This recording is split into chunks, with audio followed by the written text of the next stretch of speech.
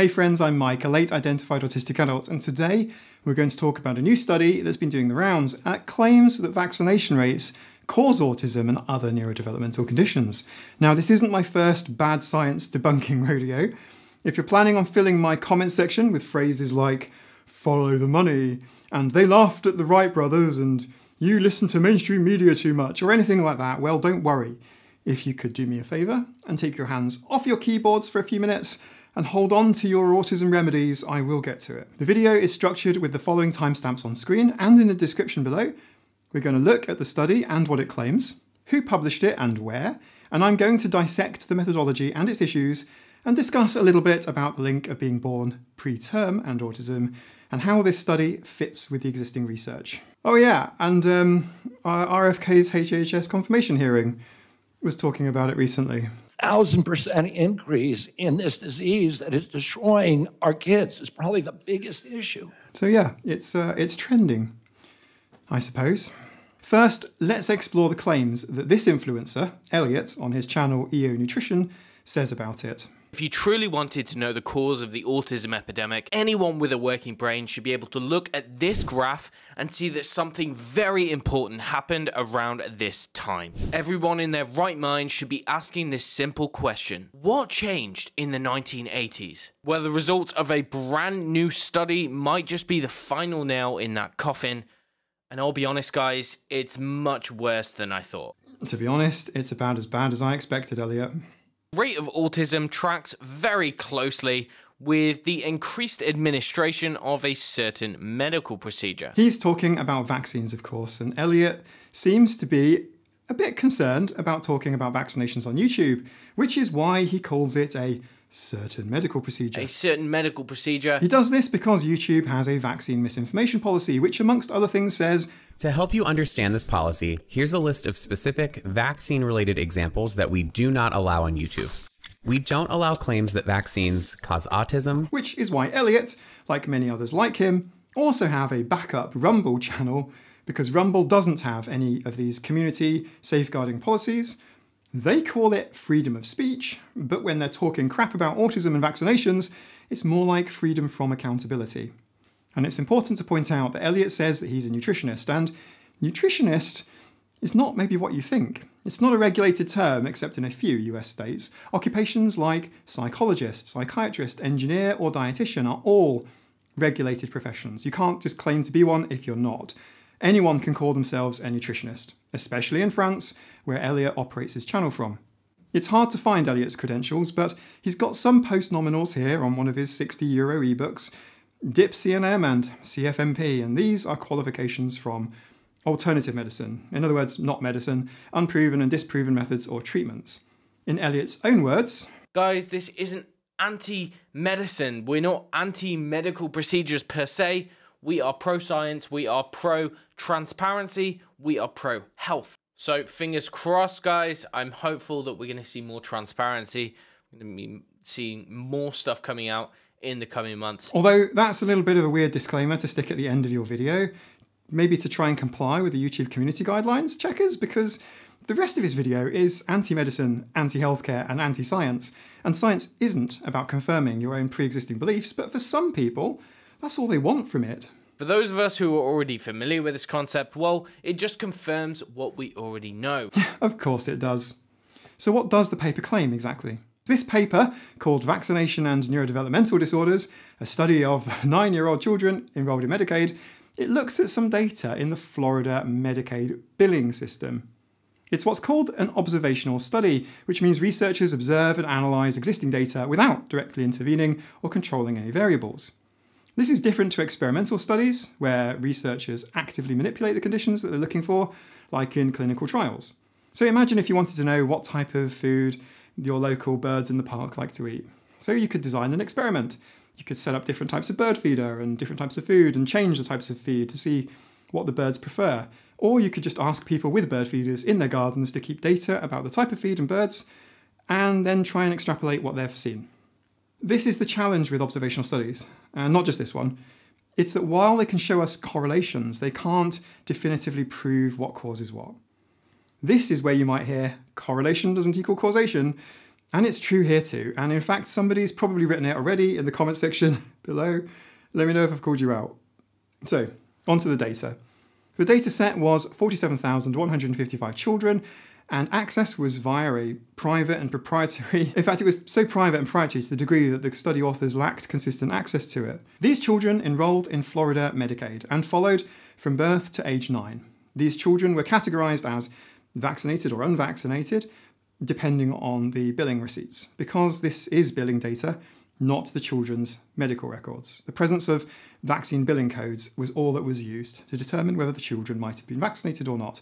And this also means that the researchers didn't know for sure whether the children were vaccinated, or indeed if they were autistic or not, only if there were receipts. But it also means that the researchers didn't know for sure if the children had neurodevelopmental conditions, like autism or ADHD. These conditions had to be inferred from the billing system codes. Does that all make sense?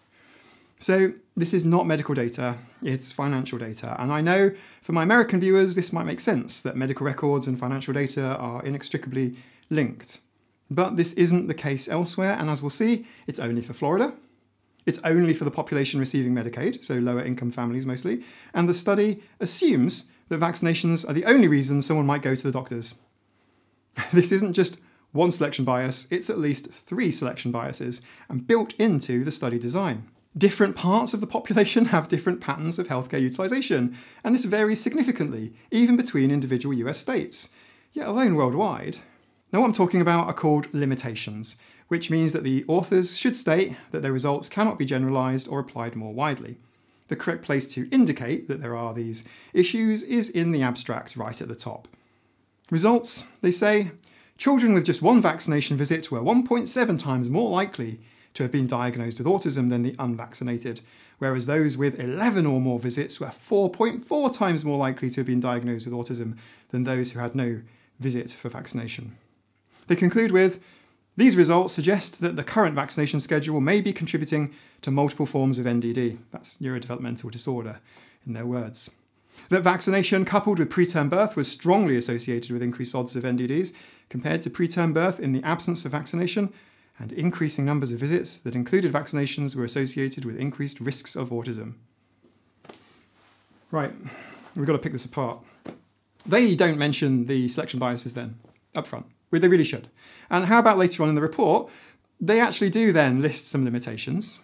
Number 1, Medicaid billing claims as a research tool. Yeah. Number 2, validation of vaccine uptake.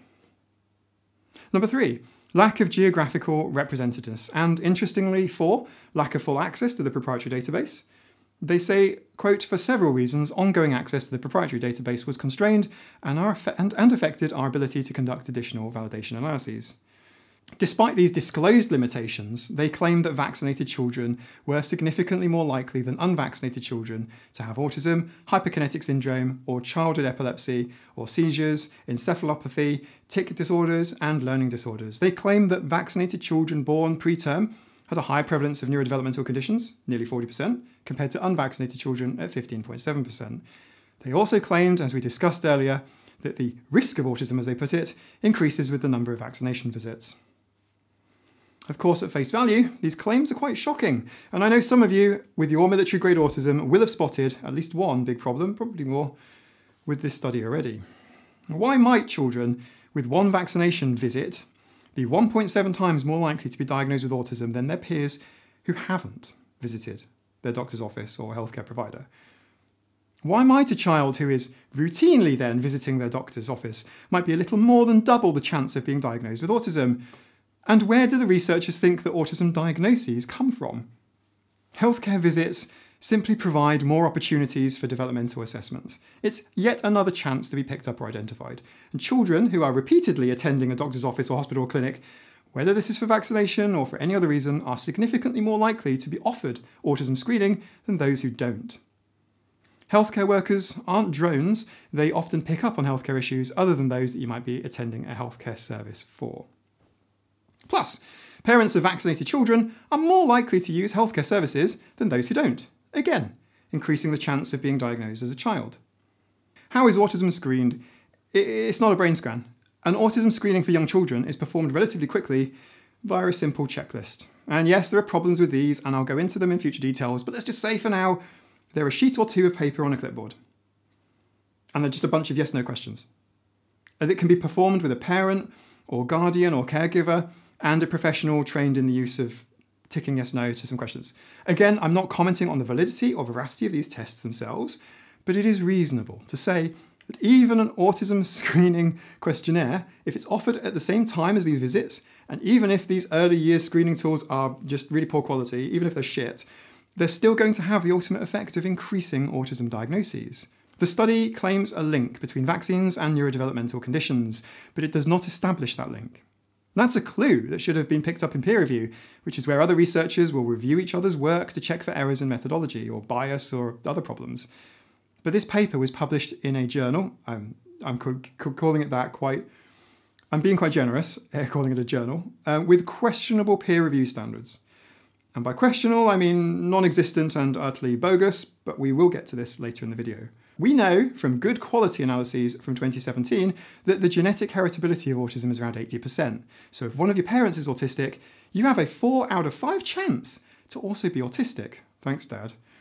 Parental age is also slightly implicated as a potential factor too, so is testosterone in the womb and a few other various tiny little possible factors, but it's mostly genetic.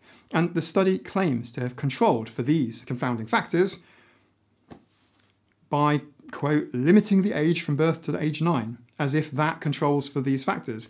But it doesn't control for them at all. This is just another thing that should have been picked up by peer review or editorial review. And remember, we said that the data used is Medicaid claims receipts.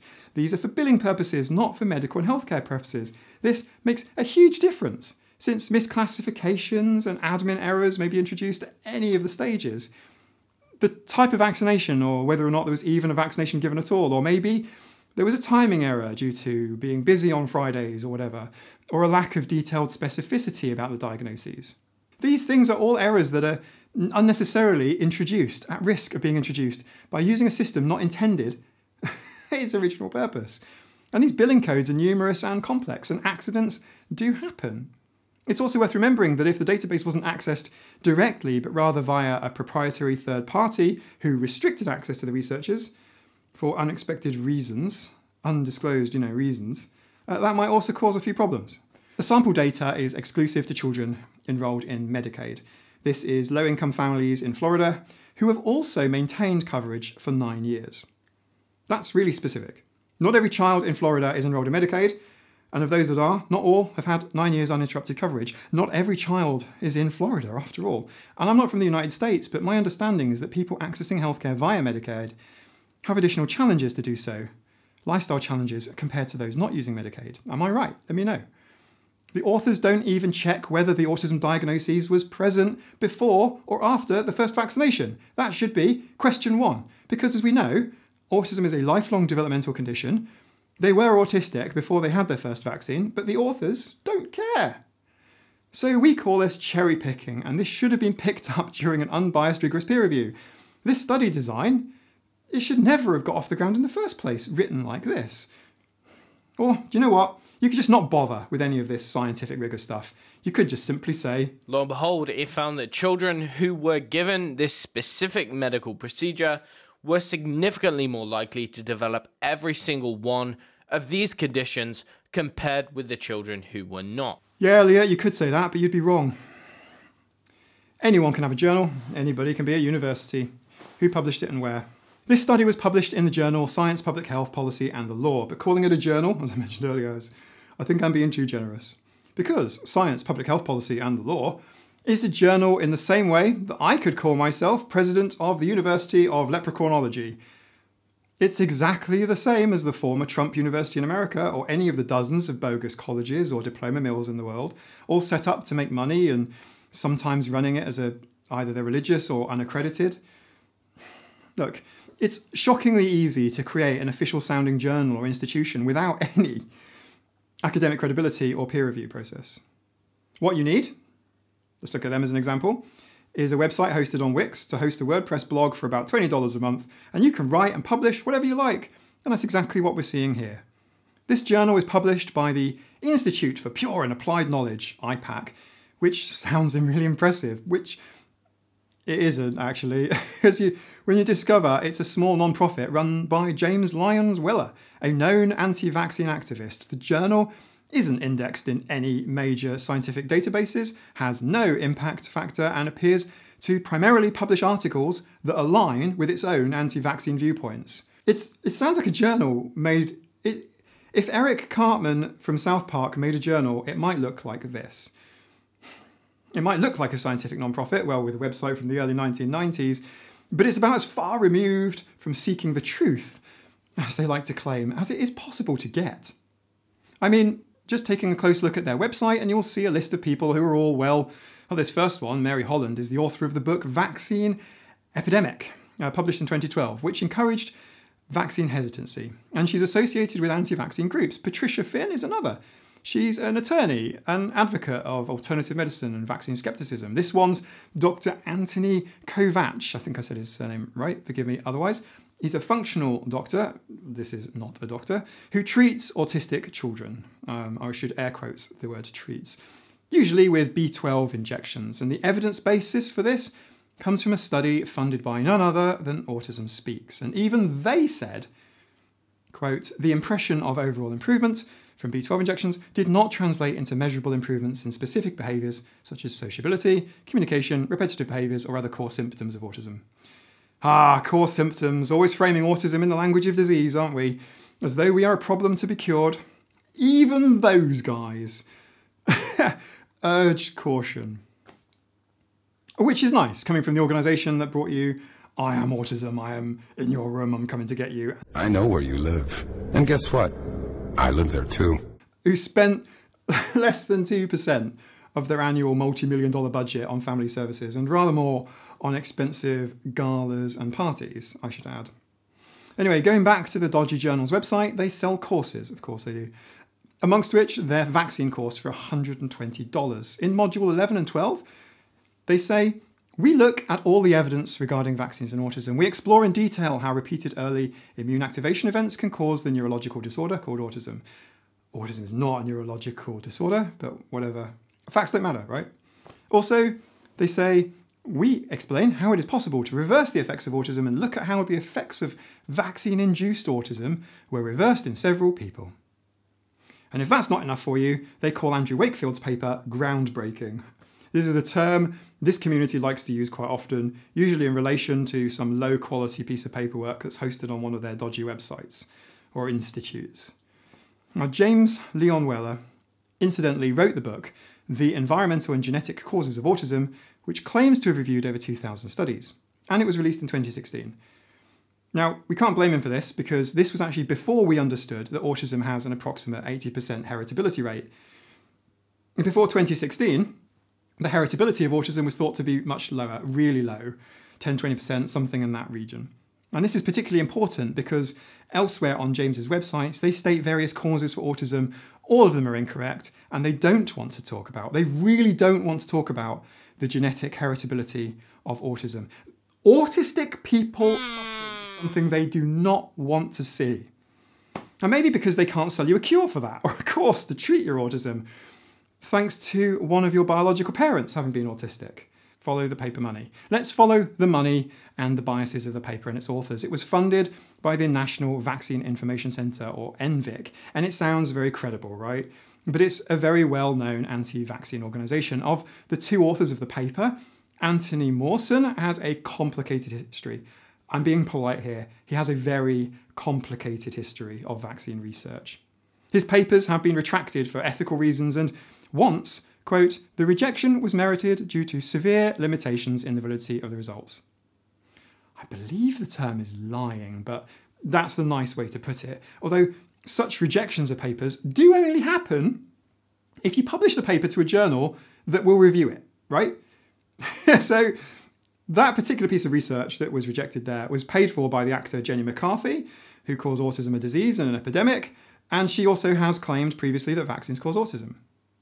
And with all of this activity and all of this noise and all of this sort of research, right, doing their own research, no matter how hard these folks try, they really want to pathologise autistic people. They really want to demonise vaccinations. They just can't manage to evidence any links.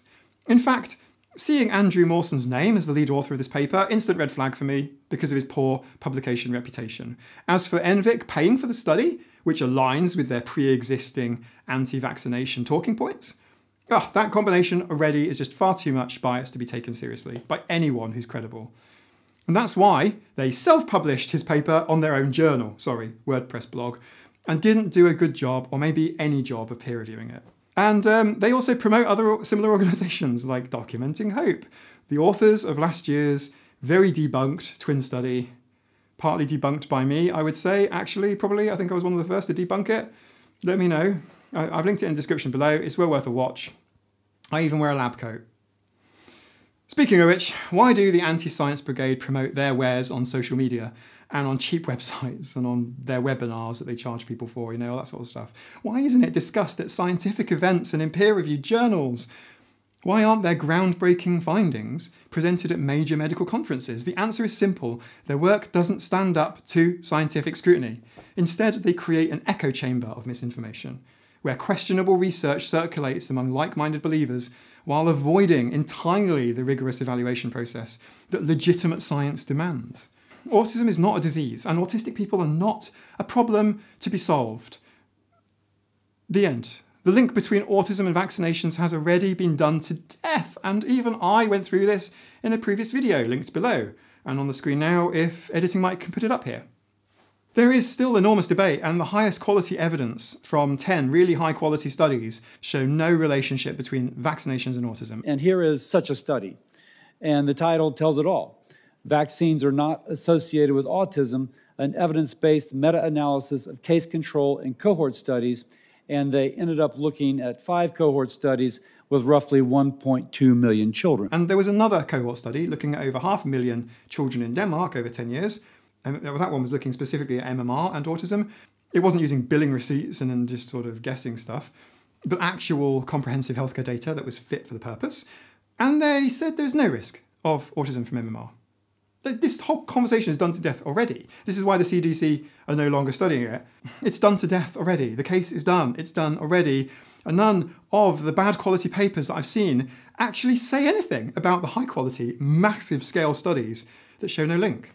It's like the anti-vaxxer researchers just pretend. They just put blinkers on and pretend that that data doesn't exist, or they make up some weird story about Big Pharma and the man and something similar, depending on what your age is, I guess.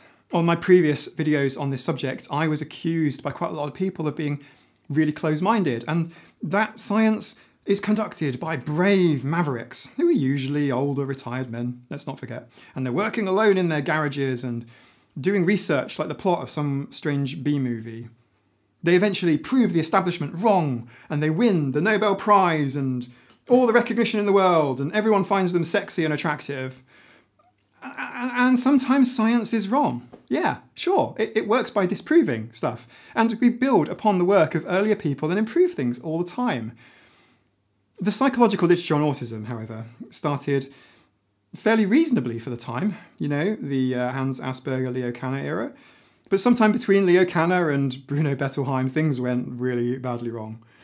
Things went wild. Bettelheim's psychogenic theory of autism, blaming refrigerator mothers for their children's autism. How sexist is that? And that set autism research and understanding back by decades.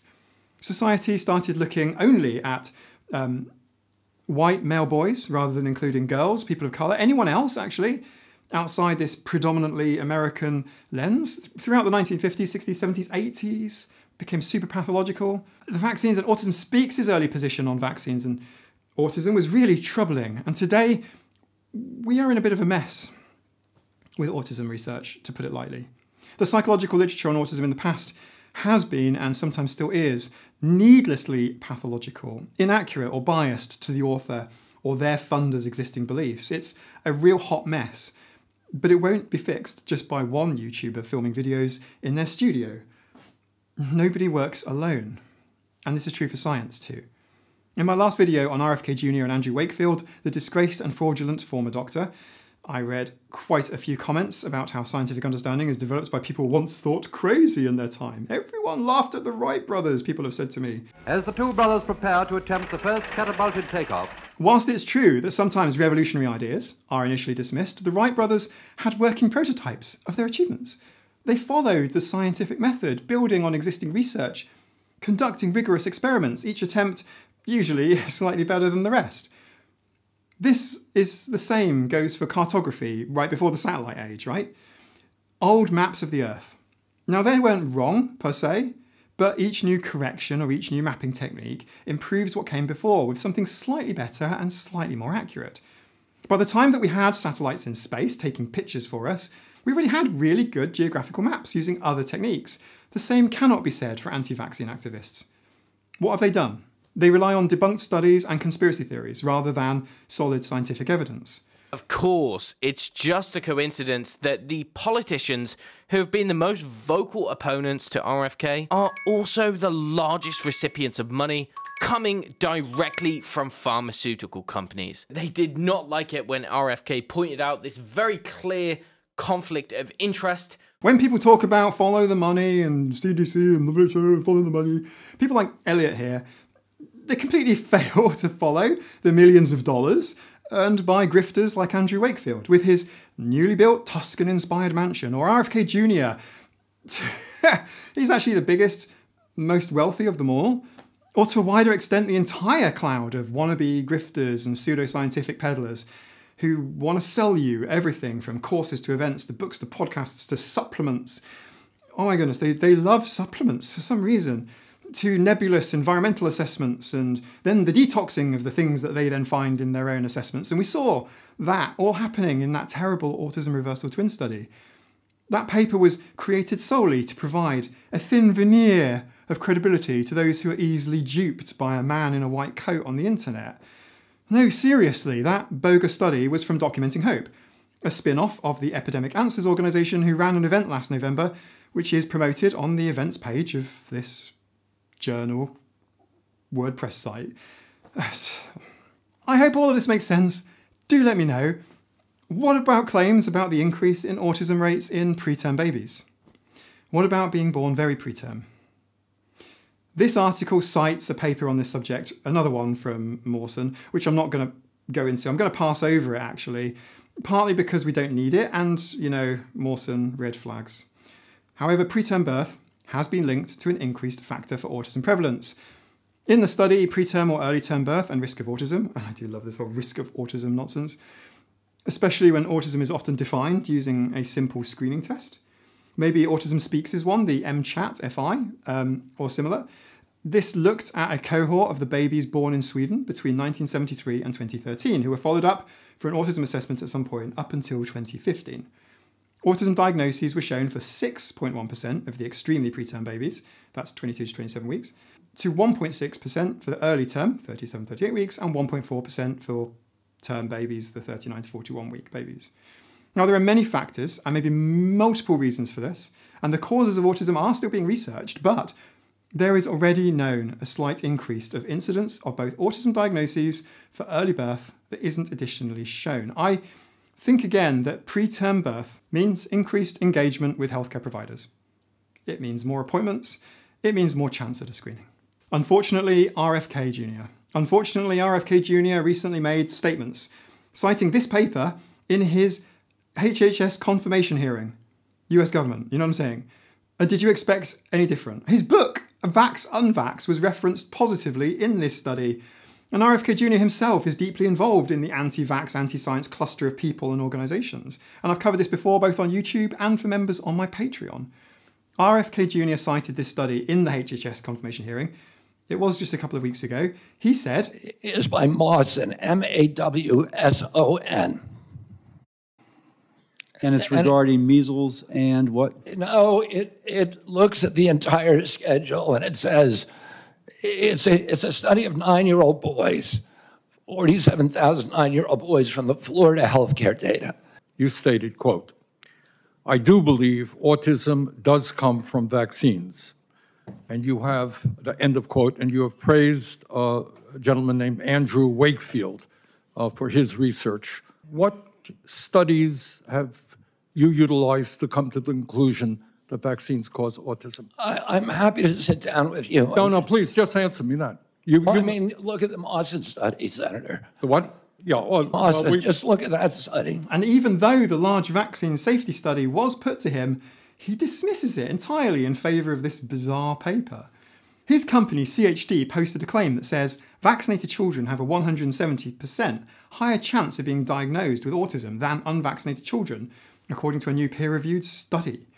It goes on to make lots of other claims, but unfortunately the memes now citing this paper are already propagating throughout social media, particularly Instagram, to the feeble-minded. The problem with this is threefold. Firstly, fear of autism is a major driver for vaccine hesitancy. And here's a title, Why Parents Say No to Having Their Children Vaccinated Against Measles, a systemic review of the social determinants of parental perceptions on MMR vaccine hesitancy.